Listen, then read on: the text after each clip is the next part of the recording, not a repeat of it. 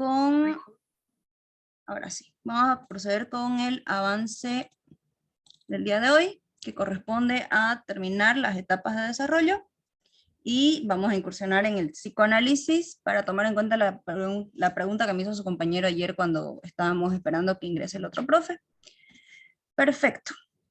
Bien, entonces hemos dicho que la etapa sensoriomotriz básicamente es la etapa que corresponde al bebé. ¿Cómo es la inteligencia del bebé? La inteligencia del bebé se va a basar en el desarrollo y complejización de los impulsos hasta que se convierten en conductas planificadas, en conductas intencionadas. Cuando las conductas ya son intencionadas y el bebé ya ha ingresado en el lenguaje, que es cuando podemos decir tenemos un bebé grande o un niño muy pequeñito, que ya es considerado un niño, la primera infancia, le vamos a decir, esta etapa que va hasta los 5 o 7 añitos, en la que el niño ya está inserto en el lenguaje, el niño es imaginativo, es creativo, es muy curioso, pregunta muchísimo en esta etapa. Los 4 o 5 años son la edad del por qué, en la que el niño quiere saber el porqué de absolutamente todo, porque, como les había dicho ayer, está descubriendo el mundo, lo está conociendo, entonces quiere que todo lo que lo rodea tenga algún sentido, un sentido que su inteligencia le permita entender. Habíamos hablado que conceptos abstractos como los valores, eh, ellos no los pueden entender si se los explicamos, pero si nosotros somos literales al demostrarle los valores, decir, ¿sabes cómo es el amor? El amor es cuando yo te abrazo, el amor es cuando yo te cuido si te sentís enfermito, el amor es cuando yo te ayudo a tranquilizarte si te sentís asustado, ese es el amor, el niño lo va a entender. Pero si al niño le decís el amor es el vínculo estrecho de confianza y de intimidad que existe entre dos personas, yo creo que ni nosotros lo entendemos muy bien, eso suena demasiado rimbombante. Al niño pequeñito se le enseña mediante experiencia. A una Dicen, persona, ¿sí? este, yo tenía un profesor de filosofía que decía que en la etapa de 2 hasta los 5 años, los niños no saben lo que es el bien y el mal. Entonces, en esa etapa es donde principalmente uno hay que enseñarles. Por ejemplo, cuando Exactamente. hace una travesura y uno lo regaña, él a veces no entiende porque digamos que él hizo esa travesura para satisfacer la curiosidad que él tenía. Correcto, correcto. Los criterios de valor, perdón, los juicios de valor, el niño no los tiene desarrollados, no tiene noción del peligro. Al niño vos le tenés que enseñar todas esas cosas. Un niño va a llegar a entender que no está bien pegarle al otro, no porque vos le dijiste que no está bien, sino porque ve que el otro se pone a llorar. Y en el momento que el otro niño se pone a llorar, este niño se va a asustar y va a decir, ay, está llorando. Y si vos en ese preciso momento apelás a su empatía, el niño es empático por naturaleza. Vos al niño le decís algo como, bueno, por ejemplo, les voy a poner un caso de consultorio. Cuando yo recién comencé a trabajar, recién me gradué, estaba trabajando como psicólogo en un colegio. Y me llega el caso de un niño de nidito, de 3 añitos, que tenía este caso que es bastante común, que es el más grandote de la sala, y en consecuencia es torpe con relación a los otros niños, porque a esta edad la motricidad todavía no está bien desarrollada, entonces el niño va a ser tosco, y cuanto más grande va a ser más tosco con relación a los otros niños, esto es completamente normal. Y pasa que este niño lo había tumbado del resbalín al amiguito, y no solamente lo tumbó, porque el amiguito cuando se cayó del resbalín se enojó y le pegó, y este otro niño grandote le devolvió con un empujón y lo lastimó porque lo tumbó sentadito y el niño se había golpeado. Entonces, en consecuencia, el otro niño lloraba inconsolablemente. Y me dicen, psicólogo, usted tiene que hablar con este niño porque es muy torpe, siempre lo lastima a los niños. La clásica de etiquetarlo al niño, ¿no? Es un niño agresivo, es un niño malo, y no sé qué, no sé cuánto. Y agarro, lo tengo al pequeñito ahí, y yo le digo, míralo no me acuerdo cómo se llama el otro niño, vamos a decir que se llama Mateito, no me acuerdo la verdad cómo se llamaba. Le digo, míralo a Mateito, mira cómo está llorando Mateo. ¿Vos querías que Mateo llore? No, pero es que él me empujó. ¿Pero vos querías que él llore? No, no quería que llore. Mira su rodillita, ¿ves que está raspada? Sí, veo que está raspada. Cuando te raspas la rodillita te duele, sí me duele. Entonces vos pensás que a él le duele, sí le duele. Y vos querías que a él le duela, no, solamente quería usar el resbalín. y ahí él ya se queda mirando al otro niño que llora y automáticamente procede a abrazarlo y decirle, discúlpame, quiero que seamos amigos.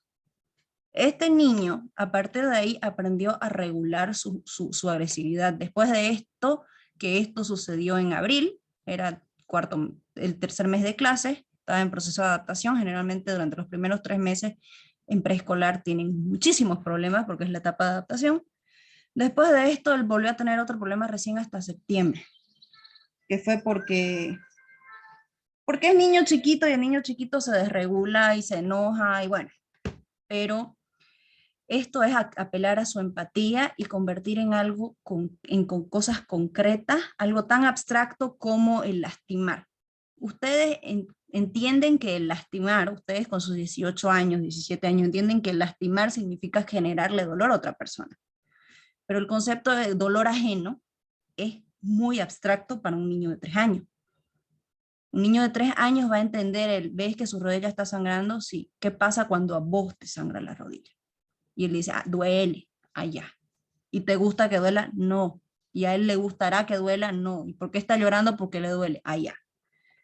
Apelar a esta lógica más básica es la manera en la que el niño va a entender sus errores y va a comenzar a crear juicios de valor sobre lo que está bien y lo que está mal. A un niño de 3 añitos le decís,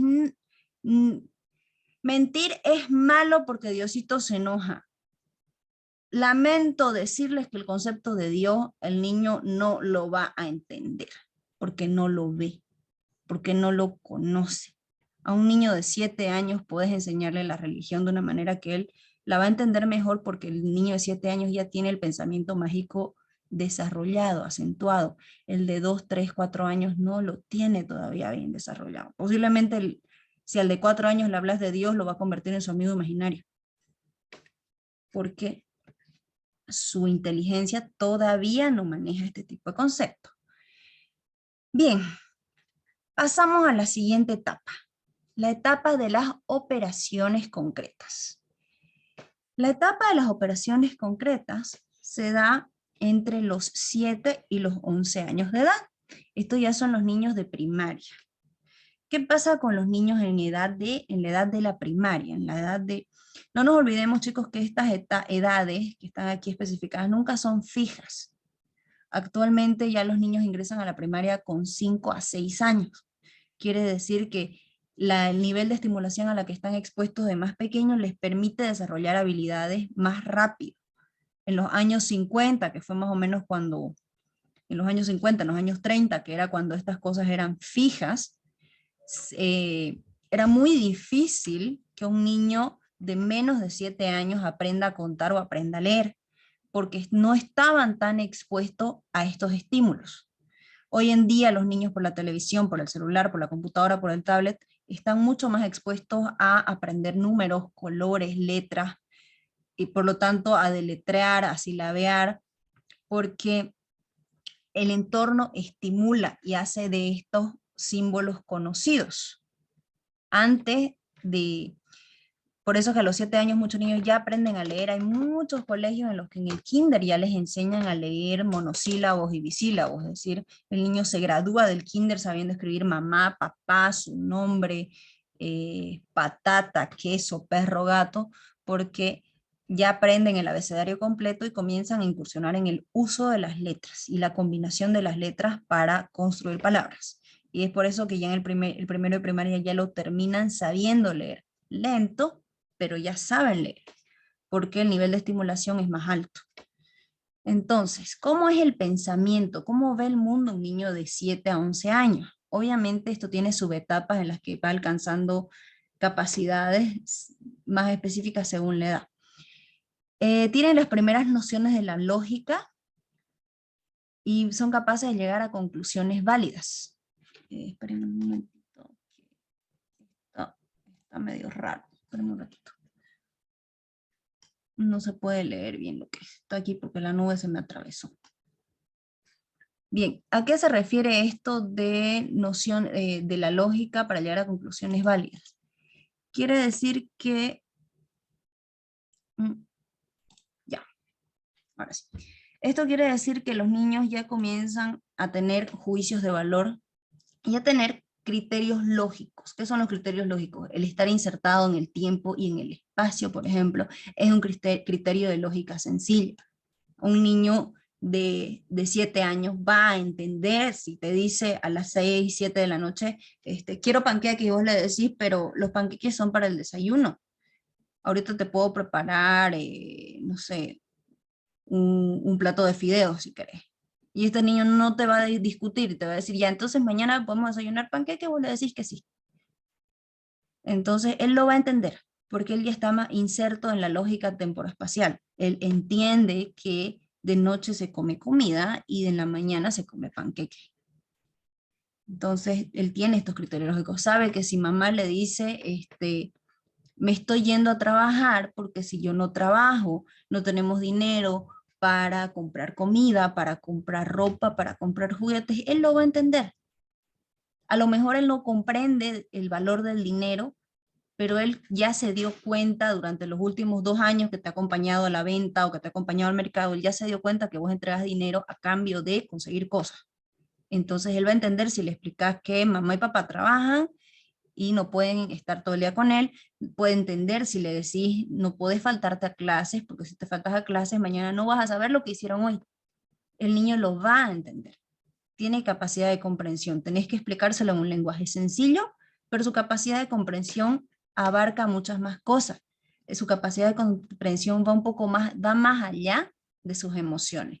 Incluso ya cuando el niño tiene 11 añitos, entienden muchas más cosas. Los niños de 10, 11 años ya llegan a desarrollar picos de estrés. Cuando tenés un niño de 11 años o de 10 años que tiene el rótulo aquí gigante sobre su frente del hombre de la casa, tenés un niño que comienza a desarrollar problemas de ansiedad y problemas de estrés, porque entiende de responsabilidades, entiende de cuidar al hermanito, entiende de acompañar a mamá o a papá. En esta etapa es en la que se generan muchísimos problemas que recién se reflejan cuando sos adulto, porque el nivel de comprensión del niño a veces va más allá de lo que los adultos creemos, y ellos sacan conclusiones según la lógica que ellos manejan, y no siempre las conclusiones son las apropiadas. Es en esta etapa que se desarrolla el síndrome de culpabilización infantil, por ejemplo, en los procesos de divorcio. Por ejemplo, el niño la ve a la mamá que llorando, porque en realidad la mamá está llorando porque papá le puso los cuernos, pero el niño cree que mamá está llorando porque lo van a separar de ella. Entonces se siente culpable, y cuando hay las peleas de custodia, el niño dice, no, yo me quiero quedar con mi mamá, pero es porque se siente culpable. En esta etapa debería ser un delito hacer que los niños elijan con quién quedarse. Las custodias deberían ser compartidas siempre por el bienestar del niño, porque el niño ya entiende que los otros tienen emociones y el niño tiene un nivel de responsabilidad afectiva por lo general hacia los papás. Entonces no quiere dejar solo a papá, no quiere dejar sola a mamá, y se conflictúan terriblemente, porque su lógica hace que ellos se sientan de esa manera.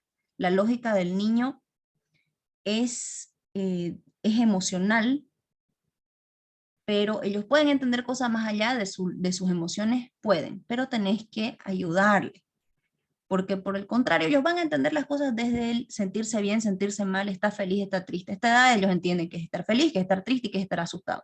Cosas más complicadas no las van a entender. Pero estas cosas tan sencillas como feliz, triste, asustado, enfermo, cansado, las entienden. Ellos ya manejan escala de matices con la comprensión de la realidad, y el egocentrismo se concluye, se acaba. Más o menos alrededor de los 8 añitos, el niño ya es plenamente capaz de compartir. De hecho, el niño de 8 añitos se aburre cuando está solito. Le puedes poner todos los juguetes y se va a aburrir, mientras que el de 5 añitos le pones juguetes y se distrae con sus juguetes, y posiblemente si es su juguete favorito y viene otro niño a pedírselo, se terminen peleando. Pero el de 8 añitos, por ejemplo, en los 8 años ya comienzan los juegos de confidencialidad. A los 8 años ya existe el mejor amigo, la mejor amiga. Si ustedes se ponen a pensar hacia atrás, los recuerdos más antiguos que tengan con su mejor amigo o su mejor amiga giran en torno a los 8 años.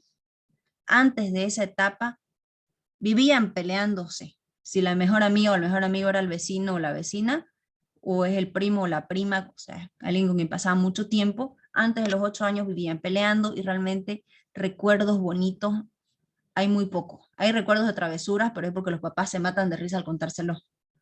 No es porque ustedes los recuerden emotivamente, pero por ejemplo, las niñas se deben acordar su primer pijamada con las amiguitas, o los niños igual de las cosas que hacían cuando se juntaban a jugar con los amiguitos. Tienen recuerdos emocionales construidos porque a esta etapa ya hay vínculos más estrechos con el entorno, con los iguales.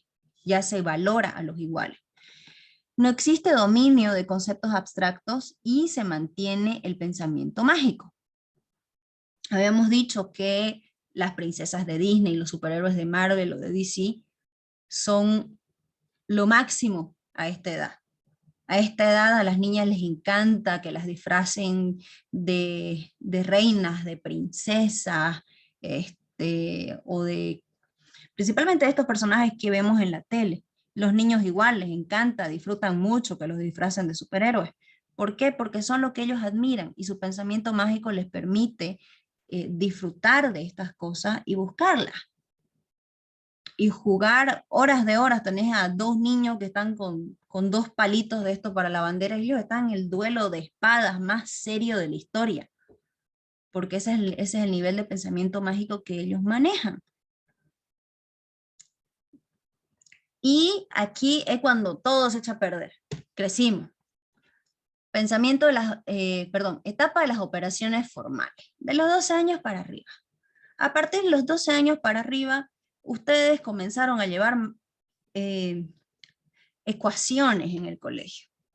Ustedes a partir de los 12 años comenzaron a llevar posiblemente materias de filosofía o materias de psicología. A partir de los 12 años se dan las materias de educación sexual, por lo general, porque a esta edad ya podés entender, sos capaz de abstraer información. ¿Qué es abstraer información? Ustedes deben acordar cuando estaban en primaria que tenían muchos más paseos escolares, que vamos al zoológico, que vamos al museo, que hagamos ensalada de frutas en clase, porque mediante estas estimulaciones sensoriales, mediante el traer a la realidad tangible las cosas que el profe tiene que explicarte, hace que el niño aprenda mucho más rápido y mucho mejor. La frase de los niños aprenden jugando es completamente cierta, porque el niño no entiende muy bien una explicación si no la asocias con algún sentido. Si le pones una película en la que los niños están, por ejemplo, Dora la Exploradora, si le pones ese dibujito animado en la que ella cuenta cosas, le menciona el nombre en inglés de las cosas, dice, ¿dónde está la flor roja? Y el niño hace el ejercicio de buscar la flor roja y de ayudarle a Dora a encontrar la flor roja. Estas cosas hacen que los niños aprendan mucho más rápido porque está interactuando, está jugando y por lo menos no está tocando la flor roja, pero se la estás mostrando en la pantalla. Y como él en algún momento aprendió la diferencia entre flores y estrellas, por ejemplo, él aprendió los colores, él va a distinguirla. Estás estimulando su aprendizaje. Mientras que a los 12 años ya, si te ponen un texto escrito con pocos dibujitos, lo vas a entender. No te vas a aburrir tanto. Un niño, ¿alguna vez ustedes prestaron atención a los libros de cuentos que vienen con especificaciones de edad? Sí, viene todo con caricatura. Cuanto más pequeñito es el público, cuanto menos edad tiene el público, los dibujos son más grandes, más coloridos y tienen menos palabras. Cuanto más grande es el público meta, tiene menos dibujos y tiene más palabras. Es justamente por esto, por la capacidad de abstracción. Por ejemplo, para los niños de Disculpe, primaria. licenciada. Sí. ¿Público qué dijo? Público ¿Me meta. puedes repetir lo que...? El público meta es cuando vos decís, voy a diseñar este juguete y quiero que sea para personas de tal edad, o esta película para personas de tal edad. Por lo general los libros de cuento están, en la portada dice entre paréntesis de tantos a tantos años. Si ustedes se echan una vueltita por una librería, se van a fijar ahí en el sector infantil que dice de 2 a 5 años, o de 5 a 7 años, de 7 a 9 años, tienen esas especificaciones porque están justamente centradas en esto, en los niveles de comprensión y las necesidades de estimulación de los niños. Cuando es para niños ya, niños grandes, preadolescentes y adolescentes, ya los dibujitos por lo general son un dibujo chiquito como los que están viendo ustedes aquí en las diapositivas, que apenas son una referencia. Bien, existe la capacidad para utilizar la lógica y para llegar a conclusiones abstractas. Cuanto más grandes somos, más capacidad de abstracción tenemos. Es por eso que yo ahorita puedo utilizar términos súper rebuscados, términos clínicos. Ustedes me dicen, ¿qué es eso? Yo se los explico. Y ustedes lo van a entender si yo se los explico con palabras que ustedes manejan. Pero a un niño, por ejemplo, un niño de 12 años, tal vez sea más difícil enseñarle este tipo de cosas. Pero la capacidad de abstracción la tienen. A los 12 años ya podemos explicarle criterios éticos y morales como la honestidad, la apatía, la empatía, porque a esta edad ellos ya van a dominar estas cosas. Al niñito pequeño no le vas a decir, tenés que ser empático, hijito. No, al niño pequeño le tenés que decir, ¿vos querés que se ponga triste? No, entonces ¿por qué le haces eso? Se va a poner triste. Y si él se pone triste, después vos te vas a poner triste por haberlo lastimado. No lo hagas así. Y él lo va a entender, porque es un idioma emocional que él maneja. Pero el de 15 años vos podés decirle, no, pues chicos, tienen que ser un poco más empáticos con sus compañeros. Ellos van a entender esto que es tan abstracto como es la empatía.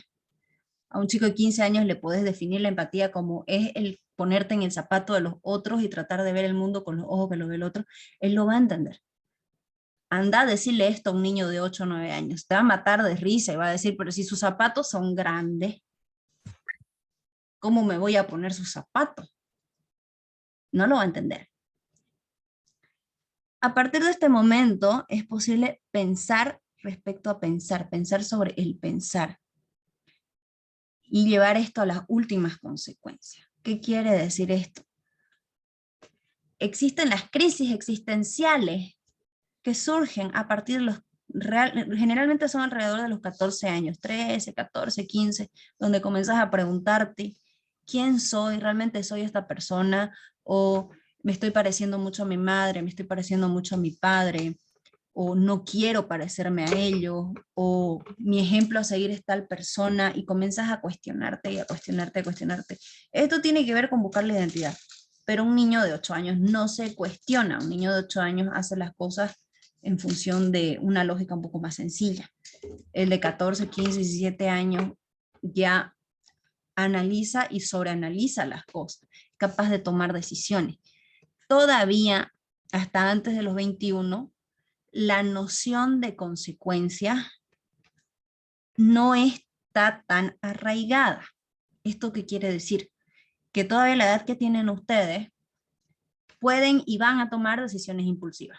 Porque por más que conocen cuál puede ser la consecuencia,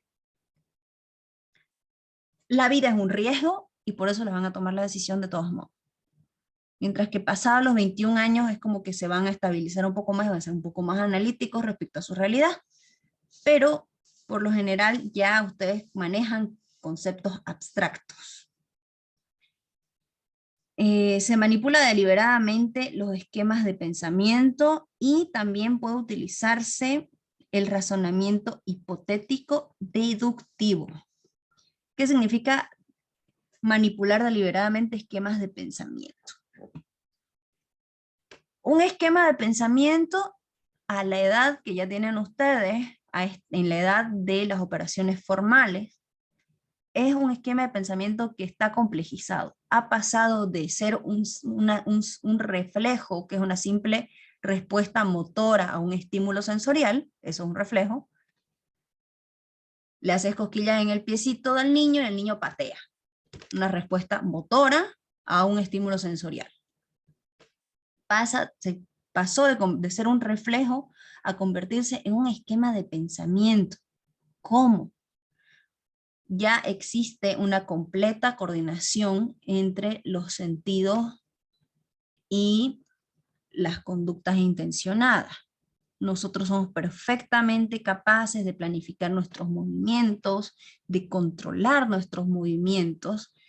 ¿Esto qué quiere decir? Si ustedes están, por ejemplo, conociendo a la suegra, van a regular su tono de voz, van a evitar decir groserías, no se van a mover mucho, las chicas van a tratar de no ponerse shorts o faldas muy cortas, van a tratar de, si están de short o de falda, cruzar la piernita, mantenerse bien sentadas, porque están sintiéndose juzgadas. Los chicos igual se van a poner la ropa más bonita que tengan, porque están sintiéndose juzgados al conocer al suegro o a la suegra. Entonces van a controlar toda su motricidad para verse como personas más tranquilas de lo que son posiblemente. Van a controlar su tono de voz. Van a tener, manipular deliberadamente los esquemas de pensamiento va a referirse a pensar las cosas antes de hacerlas. Tengo un inventario de esquemas de pensamiento. Esto quiere decir que tengo una colección de maneras de actuar, de responder, de comportarme y de sentirme con relación a muchas cosas, pero me voy a ubicar en relación de dónde y con quién estoy para sacar esta carta de mi baraja de cartas de comportamiento que tengo. ¿Y qué significa el razonamiento hipotético deductivo?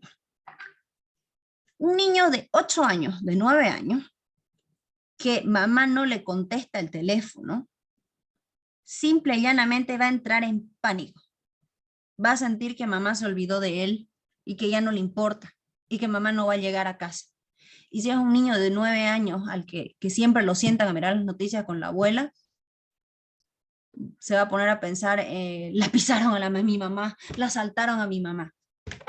Y no es una posibilidad, no, es un miedo latente que el niño hasta que no la vea su madre va a seguir viendo esa imagen horrible que ve en las noticias, la va a seguir viendo en su cabeza. Va a ser una suerte de certeza que él tiene. Mientras que el adolescente comienza a crear hipótesis. ¿Qué son las hipótesis? Posibilidades que expliquen esta situación. Pucha, mi madre no ha llegado y no me contesta. O peor, mi cortejo, mi corteja no me contesta. Inciso A, estará ocupado. Inciso B, habrá dejado su teléfono lejos, lo habrá dejado el teléfono cargando. Inciso C, se durmió. Inciso D, está en clase. Inciso E, está haciéndomela. Tenés un montón de hipótesis que te llevan a deducir la situación. Y barajas todas estas hipótesis. Y según tus inseguridades, según cómo funcionan tus emociones, te vas a agarrar de una de esas hipótesis y vas a decir, tenía o no tenía razón. Después te contesta tu pareja y te dice, ay, disculpa, me dormí, ay, ya sabía. No estaba 100% seguro, pero se te pasó la idea por la cabeza, es cierto. El pequeñito no va a hacer todo este proceso mental porque todavía no puede. Pero el más grande sí, y el adulto aún más, y van a ser procesos un poco más complejos. Pero es así como funciona. Las operaciones formales son el tipo de inteligencia que nosotros tenemos desde los 12 años hasta el resto de nuestra vida. Y lo que hacemos simplemente es en todos los esquemas mentales que ya desarrollamos, hacerlos crecer, nutrirlos. Esto quiere decir que de los 0 a los 12 años, tu cerebro recibe un cableado completo. Tu cerebro se interconecta en todas sus zonas y todas estas zonas responden de la manera que tienen que responder a los estímulos. Y estos van a ser los esquemas biológicamente hablando. Si, por ejemplo, hasta los 12 años pasó algo como que tuviste padres que ninguno de los dos era empático, que ninguno de tus dos papás manejaba un lenguaje emocional con vos, posiblemente vayas a ser un adolescente y posteriormente un adulto con dificultades serias para reconocer sus emociones, para reconocer las emociones de otras personas y para validarlas. ¿Por qué? Porque esto no te lo enseñaron de ninguna manera, esto nunca lo conociste. Si ustedes que están acostumbrados, me imagino, porque culturalmente todos estamos acostumbrados a comer arroz por lo menos 5 días a la semana, se van a vivir a Holanda Por lo menos los primeros 3 meses ustedes van a sufrir porque van a sentir que no almorzaron, van a sentir que no cenaron porque la comida no tenía arroz. Esto ya es un esquema mental. Ustedes ya han asociado el arroz y el bife, por ejemplo, como una comida que es completamente válida. Pero un holandés cena un pan con 3 pedazos de salami y un pedazo de queso. Pero eso no es cena. Eso yo me lo como a las 4 de la tarde. Eso es una merienda. Para ellos eso es una cena. Porque culturalmente el esquema mental ha sido construido como esta es una comida para comer de noche. ¿Alguna pregunta, alguna duda hasta aquí? Porque ya vamos a entrar al psicoanálisis.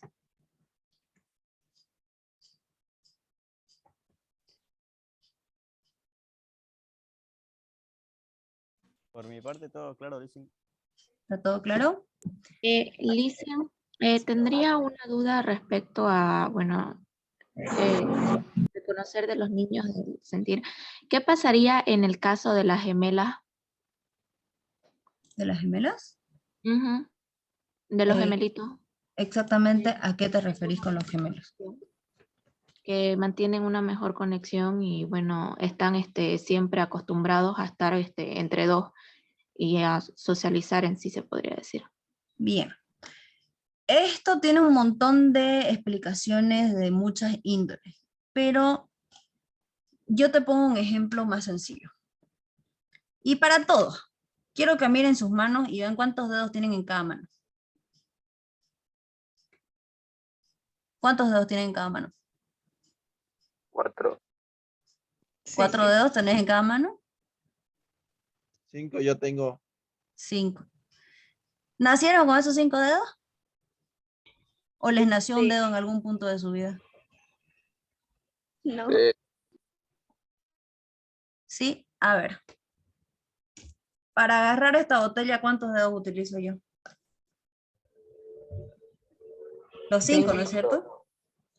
Perfecto. Cuando vos naces con un gemelo, cuando vos tenés un gemelo, es alguien con quien naciste. O sea, literal, nunca estuviste solo o sola. Los gemelos no saben, no conocen el concepto de estar solo, porque desde la panza compartieron un espacio con alguien más. Entonces, cuando vos tenés una persona que tiene exactamente tu misma edad, eso quiere decir que su capacidad de ver el mundo no es ni mayor ni menor a la tuya. Ve el mundo de la misma manera, desde los mismos ojos que vos y de la misma estatura que vos. Es obvio que los niveles comunicativos van a ser muchísimo más altos. Ustedes no conocen la vida con menos dedos que los dedos con los que nacieron. Y no se les pasa por la cabeza una manera distinta de agarrar las cosas usando menos dedos de los dedos que tienen. Esto es lo mismo que sucede con los gemelos. Los gemelos muchísimas veces tienen hay problemas de dependencia emocional importantes entre ellos. Porque por lo general uno de ellos es un poco más líder y el otro es un poco más sumiso. Y es así como funcionan. El líder necesita sentir que alguien cree en él y que alguien lo necesita para tomar decisiones. Y el sumiso necesita consultar con alguien que es más, entre comillas, avivado que él o que ella. Entonces ellos se complementan, tienen relaciones de complementariedad emocional muy importantes. A veces se sugiere que hay que separarlos cuando existe un vínculo dominante muy fuerte. Pero por lo general ellos hasta que no superan la etapa escolar por lo menos, suelen estar muy conectados y muy juntos. A menos que hayan problemas de tipo uno de ellos era más enfermito que el otro, entonces uno de ellos obtuvo más atención de los papás, ahí hay problemas de deprivación afectiva. ¿Qué es deprivación afectiva?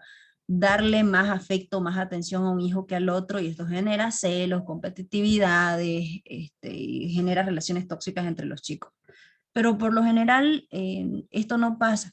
Entonces los gemelos cuando están juntos son terribles. ¿Por qué? Porque son dos que se ponen de acuerdo en casi todo. Tenés un niño solito que intenta treparse al árbol y vos le decís, oye, no, te vas a caer, y si te caes no te voy a ayudar a levantarte. Y el niño va a intentar hacerlo una vez más cuando no estás mirando y se va a resbalar y va a decir, pucha, no, la próxima me caigo, se va a quedar quieto. Pero si ese uno tiene otro que tiene las mismas ganas que él de subirse al árbol, lo que va a hacer es decirle, ya, haceme pie de gato y cuando yo esté arriba te jalo. Y lo que vos le dijiste se le pasa por aquí y se le sale por acá, porque él sabe que si él se cae, el otro no se va a caer, entonces le va a ayudar a levantarse. Esto es lo que pasa con los gemelos. ¿Alguna otra pregunta? Profe, una pregunta. ¿Sí? ¿Qué pasa si un niño desde pequeño no tiene emociones y cuando crezca es así? Un niño que no tiene emociones. A ver, explica un poquito Sí. más la situación. ¿Dónde has visto esto?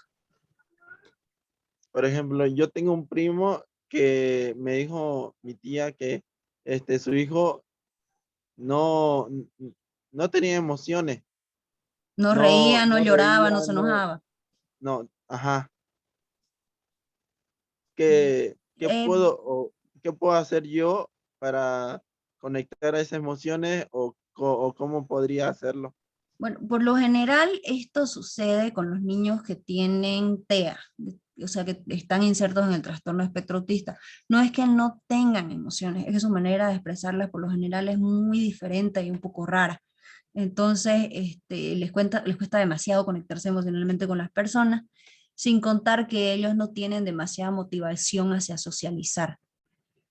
A este tipo de niños por lo general tienen intereses demasiado específicos, es decir, seguramente a este niño le gusta mucho hacer X cosa y puede estarla haciendo todo el día.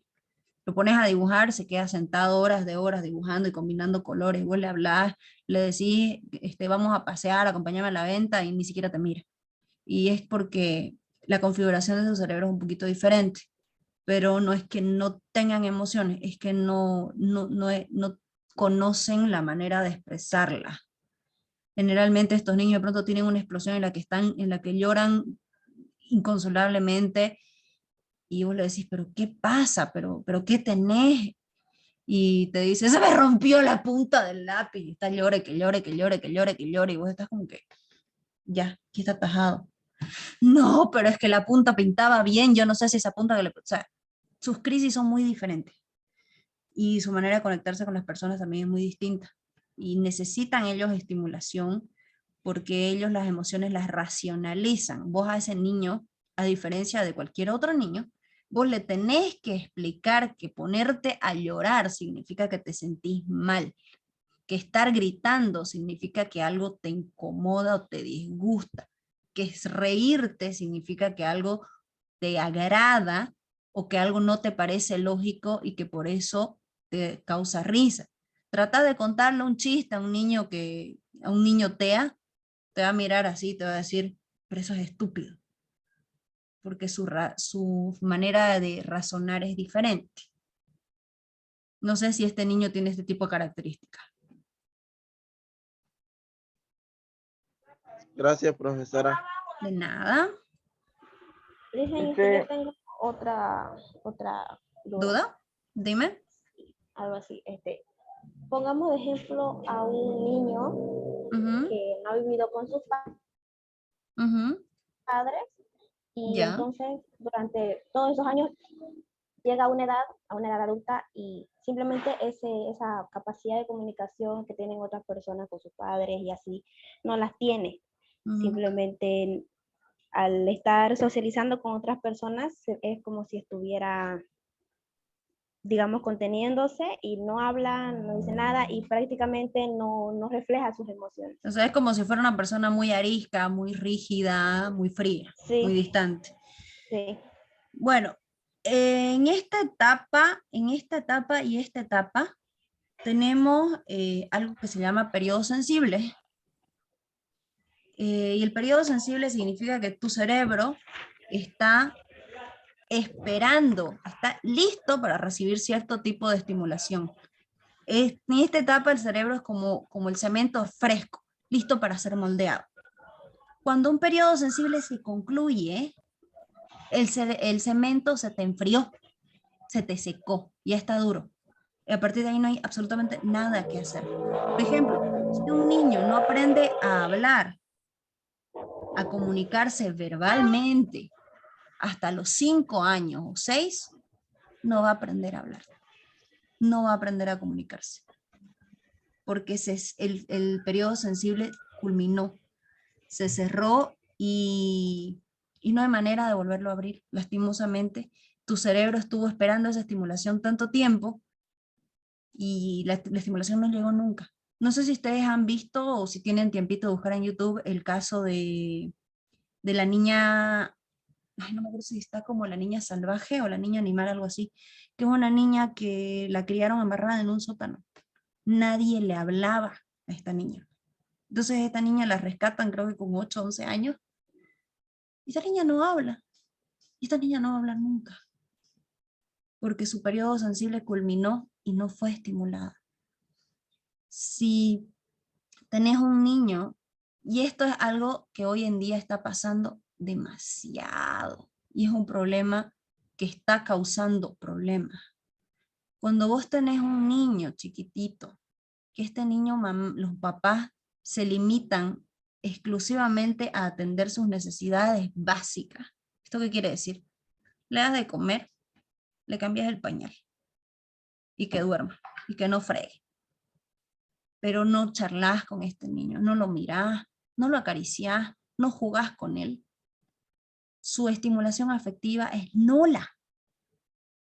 Entonces vos tenés un niño que puede llegar a desarrollar problemas mentales importantes, trastornos importantísimos. ¿Por qué?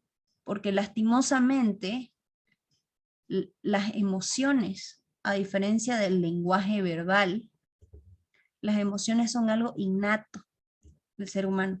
Entonces, si no estimulas estas emociones para que puedan ser expresadas y vivenciadas por el sujeto, aunque sea mínimamente, este sujeto, cada que experimente emociones, se va a perder las chavetas.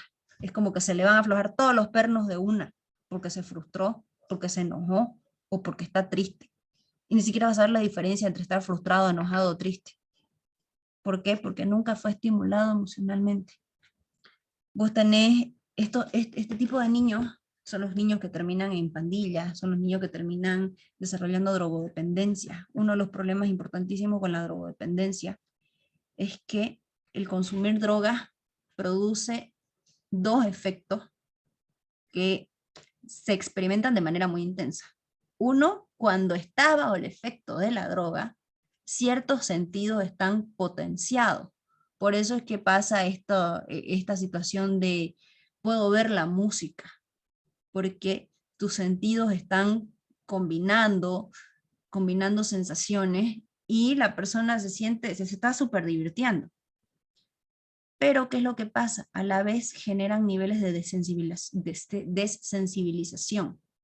Es decir, un drogodependiente de mucho tiempo, por ejemplo, y no estoy afirmando nada, aquí no quiero que generalicen, pero por lo general, el fuckboy supremo, la fuckgirl suprema, que es el que realmente no le importa nada más allá de darse el gusto y seguir con su vida, es muy posible que las personas que tienen uso de drogas tengan este tipo de comportamiento, sean afectivamente evasivas. ¿Por qué? Porque el estar con una pareja no les contribuye, no les nutre en nada, porque esa necesidad de importarle a alguien, de que alguien te cuide, que alguien te apoye, que alguien te acompañe, la tienen adormecida. Y esto es porque ellos buscan adormecerse, porque las emociones para ellos son desorganizantes. No saben lidiar con sus emociones, no las soportan. Entonces, me meto una línea de cocaína para despertarme, poder ir a trabajar, y me fumo 3 porros para irme a dormir.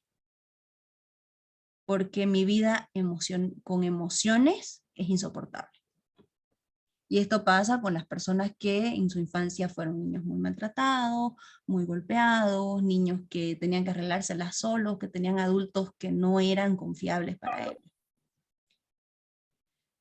Entonces, Y en este caso no hay ninguna solución para ese tipo de personas. claro que las hay. Tenés que volver hacia atrás, tenés que escarbar, por así decirlo, tenés que picar el cemento y volver a estructurar porque las emociones existen y están, solo que él está buscando adormecerlas. Entonces tiene que reconocer sus emociones, expresarlas, tolerarlas y poder vivir en un mundo lleno de emociones y lleno de experiencias que van más allá del shot de energía que te da la cocaína o el shot de relajación y de risa que te da la marihuana. Entonces, hay que mover muchas estructuras, movilizar esquemas mentales para que la persona pueda superar estas situaciones, porque por lo general son personas que llevan vidas completamente vacías. Y en este caso que vos me decís que una persona que fue distanciada de sus padres, bla, bla, bla, bla, bla, es posible que esta persona no se crió con sus padres, pero se crió con alguien. Y ese alguien que fue su adulto de confianza, que era el que le daba de comer, que lo bañaba, que lo cuidaba cuando se enfermaba, que lo acompañó en su primer día de clase, etcétera, con esta persona, este alguien sí se puede comunicar afectivamente. ¿Por qué? Porque no se crió con los papás, entonces los papás son prácticamente desconocidos, porque ya vimos que hay etapas en las que vos tenés que estar físicamente para que el niño considere que existís. Si vos lo llamás porque vivís en España y por más que lo llames todos los días, 2 horas todas las noches para decirle cuánto lo amás, para tu niño sos Dora la exploradora diciéndole que lo ama. Sos así de distante. ¿Alguna otra Lisa, pregunta? ¿Sí? una pregunta. Gracias, Licen. Sí, de nada. En otras palabras, a partir de los 12 años, uno ya va dejando de lado su niñez. Claro, es correcto. A los 12 años tu Porque- cerebro ya alcanzó su nivel de madurez máximo y a partir de ahí, estamos hablando del cerebro, y a partir de ahí, sobre todas las bases que hasta los 12 años ya se construyeron, estas bases te van a servir para desarrollar las habilidades, pero las habilidades ya se adquirieron. Lisa, porque yo tenía un compañero, el año pasado tenía 18 años, Ujú, seguía jugando llegaba al colegio con unos autitos y se ponía a jugar a media clase. ujú. Y yo digo, ¿será que no ha tenido una infancia común y corriente como otros niños? Claro, o sea, es posible que, o sea, si vos le vas y le preguntas cuál es su motivación, de ahí vas a entender un poco mejor. Porque puede que lo haga porque le encanta la sensación de que nadie entiende por qué está haciendo eso, entonces lo hace porque a él le divierte, lo hace para desafiar a los profesores y molestarlos, lo hace porque tiene algún tipo de creencia que lo lleva a tomar conductas que no son muy apropiadas, porque está bien, o sea, hay personas a las que les gusta jugar Play y puede haber alguien de 25 años que siga disfrutando de largar los autitos en la pista de Hot Wheels, o sea, son pasatiempos, pero de ahí a ponerte a jugar con los autos en plena clase es como que hay algo que llama la atención. Porque ni siquiera el niño de 7 años tiene permitido jugar en el horario de clase, y el niño de 7 años entiende que no puede llevar los juguetes al colegio, y que si los lleva los juguetes al colegio, los puede sacar cuando es recreo, no durante la clase, y el niño de 7 años esto lo entiende. Entonces que alguien de 18 no sea capaz de adaptarse al entorno de la manera que un niño de 7 años podría, o sea, te está diciendo que ahí hay algo que analizar. No te puedo decir si es que él era emocionalmente inmaduro, si es que él tiene algún nivel de trastorno de algún tipo, pero hay algo ahí que te debería llamar la atención como mamá, como papá, como profesor, para decir, veamos qué pasa con este muchacho. Porque él era una persona muy inteligente. Ujú. Era un excelente alumno en lo que era matemática, física y química. Ujú. Y yo le miraba. Incluso puede ser algún tipo de problema de ansiedad que a él lo relaja el estar pasando las rueditas sobre la mesa. No es que precisamente está jugando, pero así como hay gente que golpea el lapicero sobre la mesa o bate el piecito bajo la silla, este chico va a estar moviendo su autito sobre la mesa porque eso lo ayuda a regular su ansiedad. A veces son solamente este tipo de cosas. Son nada más reguladores. Licenciada, una pregunta. ¿Sí? La Es última algo sobre el tema y de fuera, ahí avanzamos con Freud. Dígame. Bueno, es algo fuera del tema. Lo que pasa es que en donde están escribiendo en el chat, hay Ujú. muchas que, no sé quién es exactamente, pero le dicen que ese gallo y cómo habla mi compañero, eso vendría a ser una persona narcisista o vendría a ser bien bullying. ¿Cómo? Discúlpame, no entendí muy bien. Que en los comentarios muchos se quejan de lo que mi compañero habla de esa manera. Bueno, no sabemos su cuestión, pero le dicen que es gallo, o sea, le dicen un gallo, eso vendría a ser un O sea, comportamiento narcisista o bullying. no, es bullying. O sea, tu compañero puede hablar de una manera rara porque tiene X motivo para hablar de una manera diferente, pero eso no le da derecho a otras personas de burlarse de eso. O sea, Exacto. burlarte de alguien porque tenés ganas de hacerlo, es bullying. Eso es ser emocionalmente abusivo con otra persona nada más. Más allá, cuál será la motivación del chico que hace el bullying ya es otra cosa, sea narcisista o no, en realidad no tiene por qué importar. Ese es un acto de bullying y punto.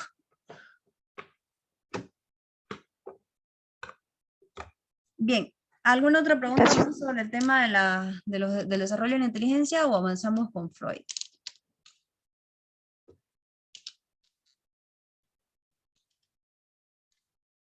Bien, entonces procedemos hacia Freud. Ok, vamos a comenzar a hablar entonces del psicoanálisis. Ay, se me achicó la pantalla.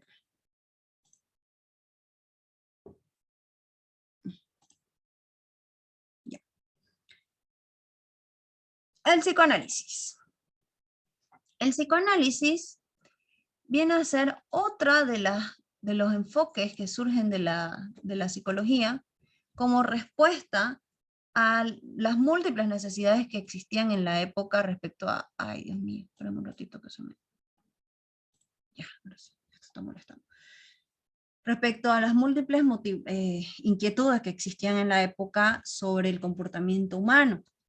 Teníamos el conductismo que nos daba la respuesta plana de si lo premias va a seguir haciéndolo y si lo castigas lo va a dejar de hacer.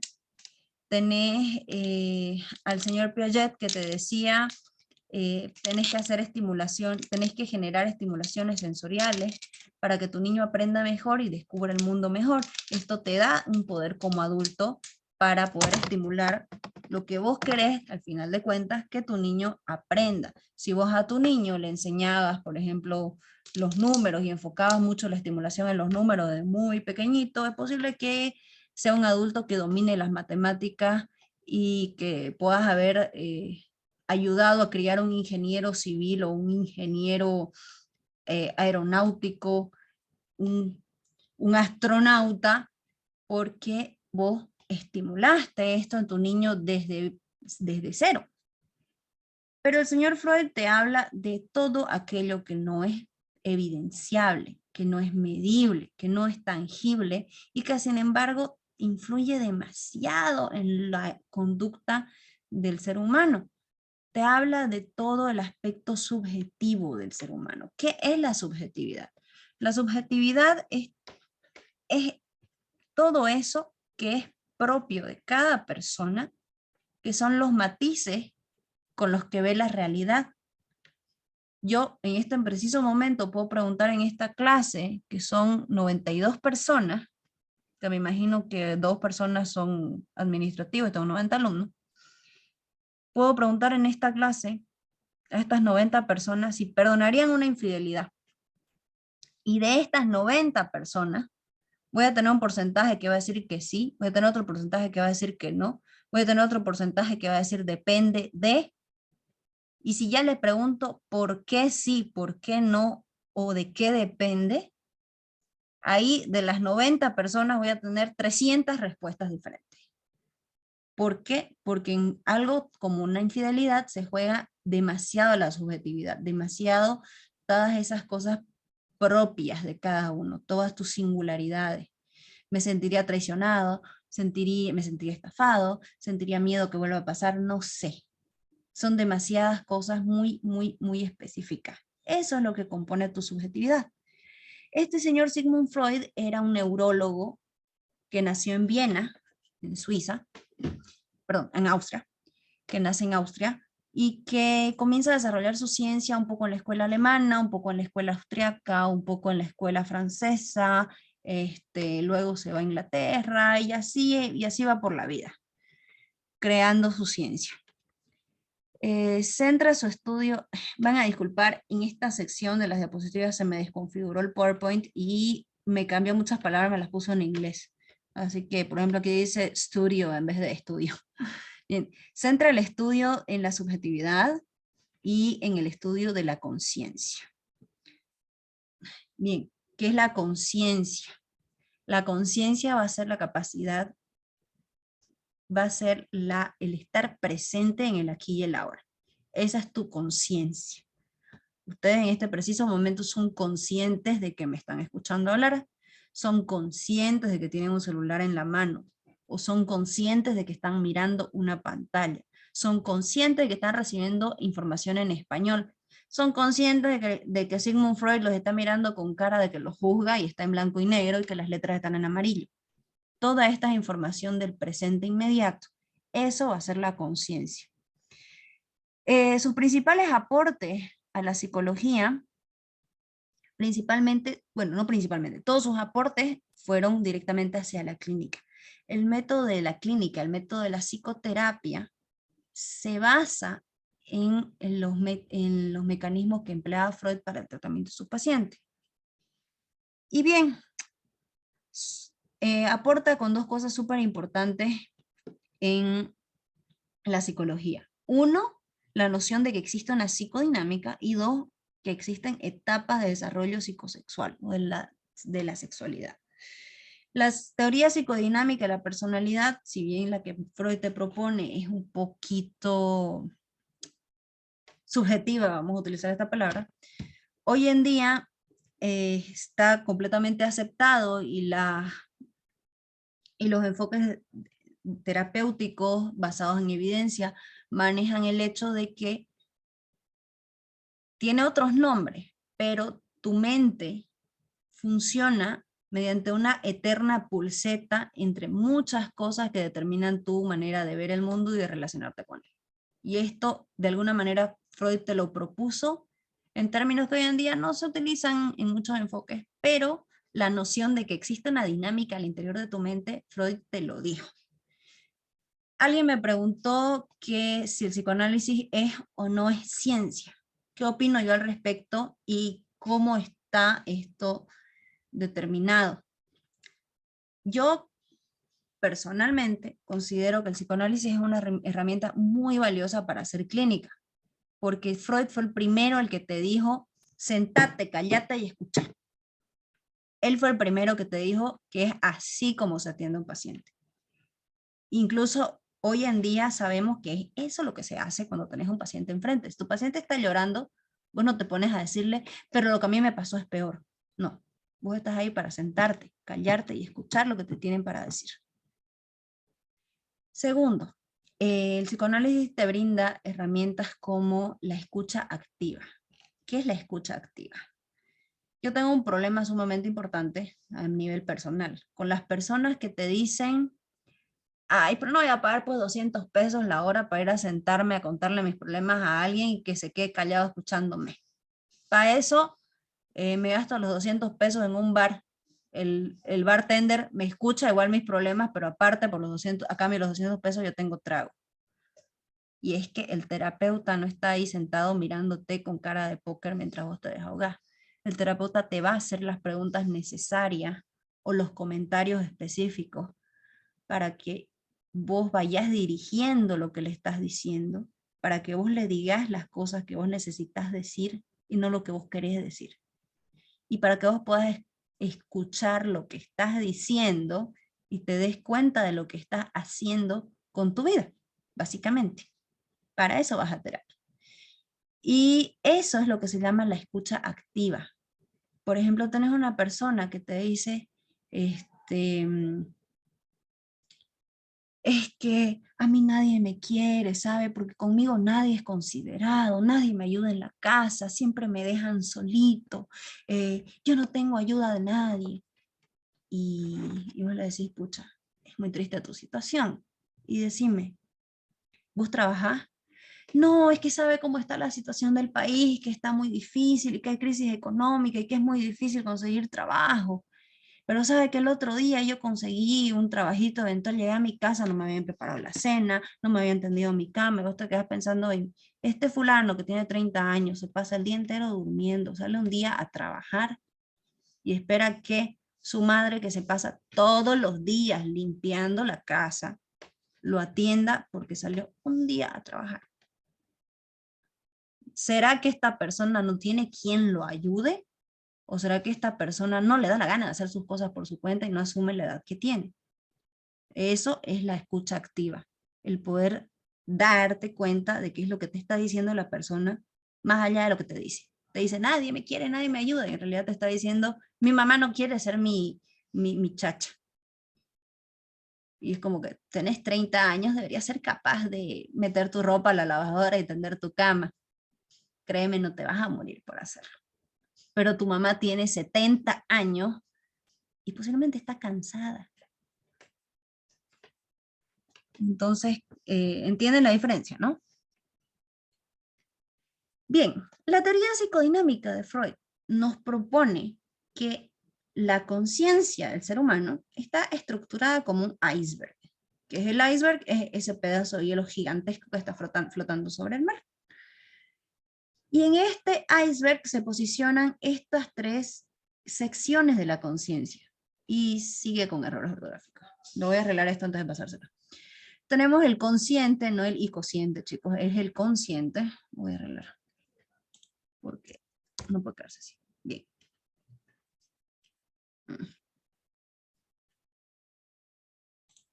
Bien, tenemos el consciente, que es lo que hemos dicho hace rato, el estar presente en el aquí y el ahora. Tenemos el preconsciente, que Freud te dice el preconsciente es la antesala del consciente. ¿Qué es esto? El preconsciente viene a ser, por así decirlo, la voz de tu conciencia. El preconsciente es aquel que te lleva a cuestionarte ciertas cosas de lo que estás haciendo en este preciso momento, y es el que va a filtrar cosas que están acá, pero las filtra sin tu permiso muchas veces, y las presenta ante el consciente un poco distorsionada. El preconsciente es el obligado a frenar todo esto. ¿Y qué es el inconsciente? Freud te dice que el inconsciente se encuentra en lo más profundo del ser, por eso que está al fondo del iceberg. No sabemos el tamaño que tiene realmente, porque no sabemos si este iceberg está hacia abajo, tiene 500 metros o 45 kilómetros, porque este iceberg posiblemente toca incluso el fondo marino, y eso nunca lo vamos a saber. Lo mismo sucede con el inconsciente es tan profundo que nunca vamos a saber realmente cuánta información hay ahí dentro. Cuando una persona se encuentra en un estado alterado de conciencia, Freud te va a decir es porque el inconsciente se quedó sin barreras que lo refrenen. En las películas de terror, cuando tenemos una persona que está poseída, dentro de los indicadores de la posesión tenés el hablar un lenguaje que nunca aprendió. ¿Qué es lo que sucede con el inconsciente según lo que te dice Freud? El inconsciente almacena absolutamente toda la información que tus sentidos son capaces de recibir. No importa si tu conciencia no la detecta. ¿Qué es esto? Ustedes, digamos que viajaron, se fueron en flota a La Paz. Creo que son 8 horas, 9 horas de viaje. Corríjanme, por favor. Es un día entero, licenciada. Bien, vamos a suponer que son 9 horas de viaje. Y si hay bloqueo, son 20.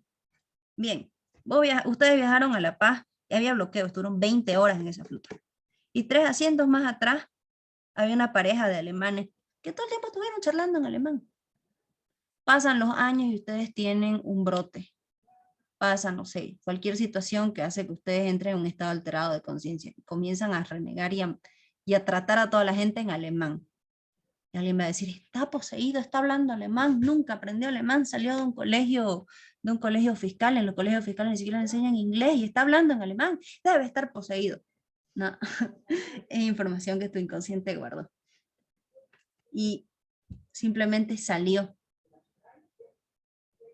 ¿Por qué? Porque estaba guardada ahí. Posiblemente la persona está hablando en alemán, pero no sabe lo que está diciendo y nadie de los que lo rodea sabe lo que está diciendo. pero estás repitiendo palabras o discursos que en algún momento fueron copiados y pegados ahí. Es nada más que esto. Entonces, en el Teacher. inconsciente, ¿sí? Perdón, si podría darme un concepto más resumido sobre lo que es el inconsciente, por favor. Muy bien, aquí vamos. El inconsciente va a ser lo más profundo de la conciencia. Ese es el inconsciente. En el inconsciente se va a guardar otro error ortográfico, se va a guardar absolutamente toda la información a la que vos has tenido acceso y se guarda todo lo que es tu esencia. El inconsciente es alógico, no alófico, es alógico. ¿Esto qué quiere decir? No va en contra de la lógica formalmente establecida. El inconsciente tiene su propia lógica. El inconsciente es atemporal. ¿Qué es atemporal? ¿A ustedes les pasó que se quedaron dormidos y pensaron que se habían dormido 4 horas y se fijan en el reloj y en realidad pasaron 15 minutos? Sí. Bien, esa es la atemporalidad del inconsciente. Ustedes cuando están dormidos están inmersos en su inconsciente o en su subconsciente, que también Freud lo maneja de esta manera. Cuando ustedes están inmersos en el subconsciente, ustedes están completamente fuera del tiempo y del espacio. Ustedes pueden quedarse dormidos y si duermen pesado, realmente no saben cuánto tiempo pasó. Por eso es que algo automático que hacemos al despertarnos es mirar la hora. Porque es una de las cosas que te permite pisar la realidad. El inconsciente es lo interno del ser. No tiene nada que ver con la realidad, no está inserto en la realidad. Dice, contiene todo lo instintivo y la esencia. Todos tus instintos reprimidos más salvajes están guardados en tu inconsciente. Y es tu conciencia la que no deja que actúes de la manera instintiva que tu inconsciente resolvería las cosas. Cuando vos decís, o estás extremadamente molesto con alguien y vos decís, ay, pero es que yo lo mataría, es tu inconsciente hablando. Tu inconsciente es literal, pero tu conciencia convierte el mataría en darle la tratada de su vida, en decirle su vida en verso. Esa es la manera en la que la conciencia lidia con los contenidos inconscientes. Es profundo y es de difícil acceso. Vos no podés saber qué hay en el subconsciente de una persona,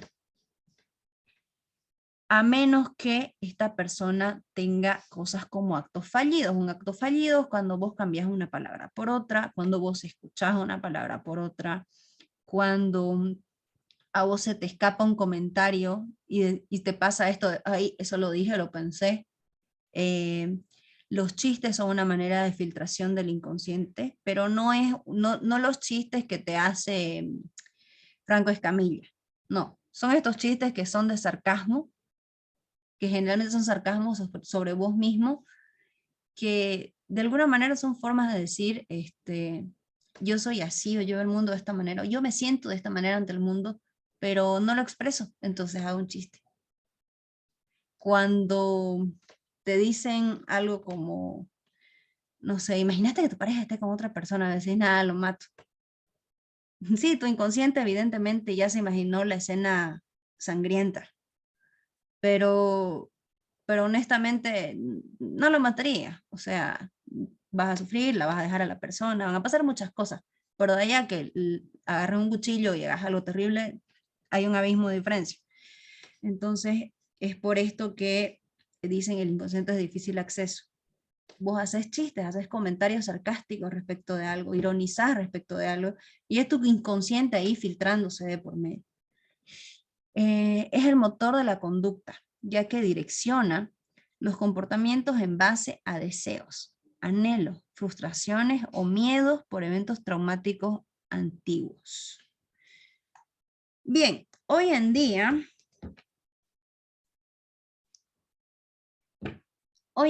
ocurre demasiado el tema de las relaciones sin etiqueta.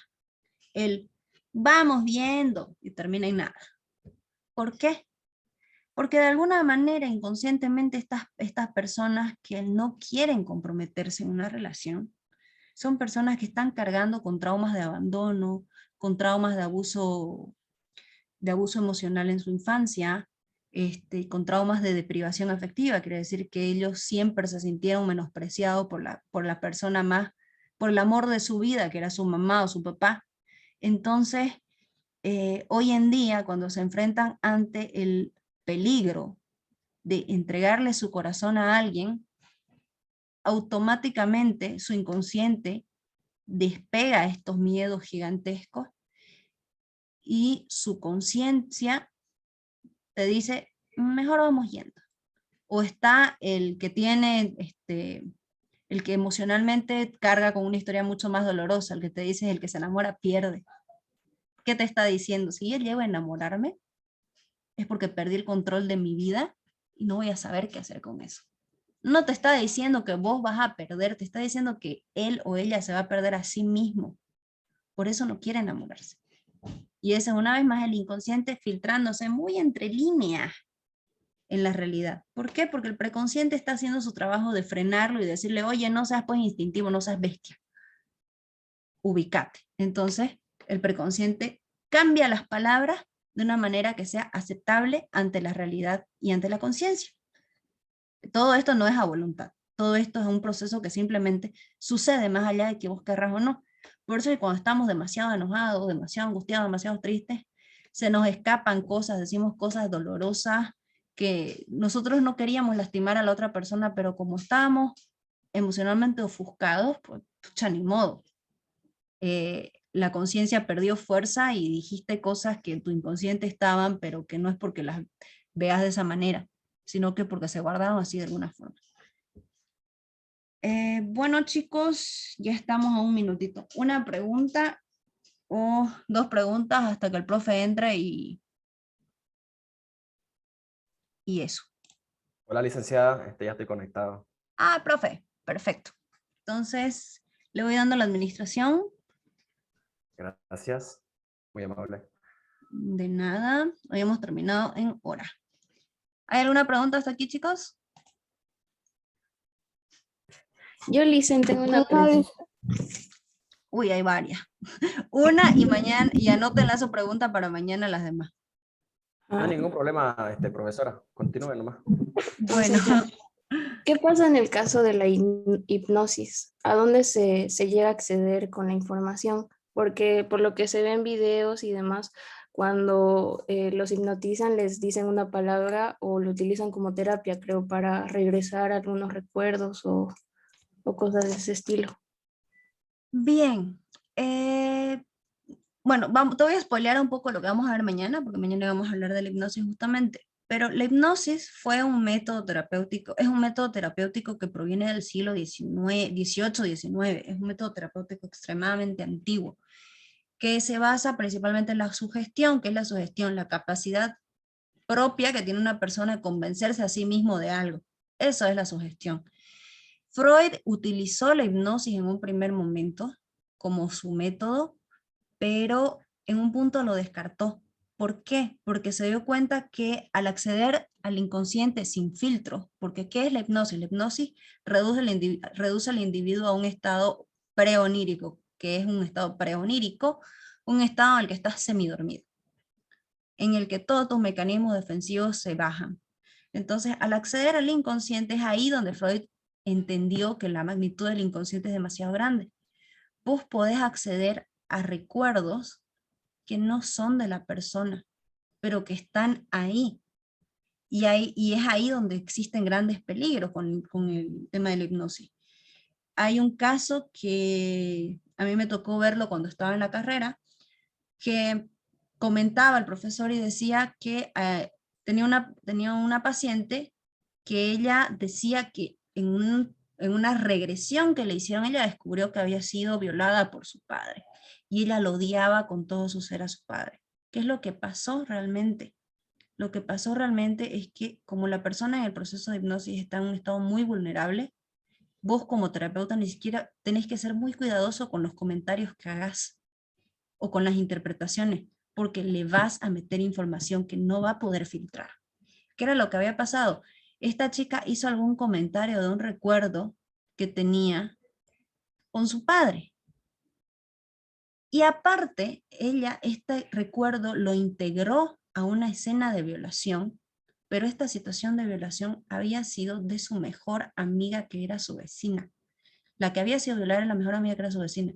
Pero como era una persona tan cercana a ella esta violación también la sufrió, porque la veía a la amiga sufriendo, lastimada, destruida. Y esto ella lo reprimió, porque ella cuando esto sucedió, ella era muy pequeña, ya tenía algo así como 8 años, y es como que ella siguió con su vida, siguió apoyándola a la amiga, pero este tema no se lo tocó más y este recuerdo se quedó archivado ahí. Entonces, el terapeuta cuando ella vuelve del trance, el terapeuta le dice: lo que pasa es que vos tenés este problema de que sos extremadamente insegura porque vos te violaron cuando tenías 8 años. A esta chica se le cayó el mundo. Y ya cuando después se hace una revisión y todo lo demás y se tiene que trabajar un montón de cosas, se descubre que no, que el recuerdo no era de ella. Y esos son peligros grandísimos de utilizar la hipnosis como método terapéutico. La hipnosis tiene otro tipo de funciones hoy en día, pero antiguamente se usaban mucho. Y bueno, eso ya lo vamos a profundizar mañana cuando hablemos del método, pero más o menos va por ahí. Bueno, chicos, los dejo con su profe de historia y en un rato les subo a la clase. Los veo mañana. Chau, chau. Hasta luego, licenciada. Chao, profe. Hasta luego, Lice.